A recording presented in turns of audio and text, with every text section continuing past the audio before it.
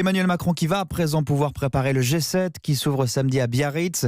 Son ministre de l'Intérieur, Christophe Castaner, est d'ailleurs attendu sur place aujourd'hui. Il va présenter le dispositif de sécurité qui va mobiliser au moins 10 000 membres des forces de l'ordre sur 4 jours. Tout près, à côté d'Hendaye, les premiers militants anticapitalistes sont arrivés pour le contre-sommet qui se veut pacifique. Mais la ville craint l'arrivée de Black Blocs, Claudia Bertram. Personne ne sait vraiment à quoi s'attendre pour les prochains jours.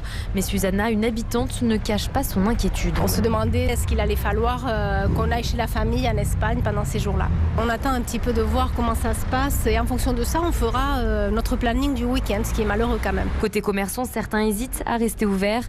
Nathalie, qui tient une boutique face à l'océan, va prendre le pouls au jour le jour. Pour l'instant, on est plutôt dans l'inconnu. On a eu plusieurs réunions. Le contre G7 nous a bien tranquillisés en nous disant qu'ils avaient fait tout le nécessaire pour que ça se passe bien. Ce qu'on ne sait pas, c'est ceux qui vont se greffer avec le contre G7. C'est clair qu'on ferme le jour de la manifestation. Beaucoup de banques seront fermées et barricadées dès aujourd'hui, certaines agences immobilières également.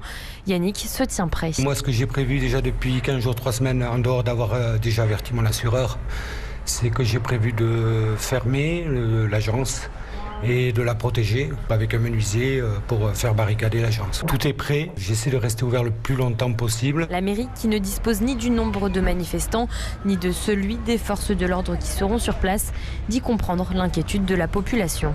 Hendaye, Claudia Bertram, Europe 1. Et on y revient donc avec le maire de Biarritz, invité d'Europe 1 tout à l'heure à 7h45.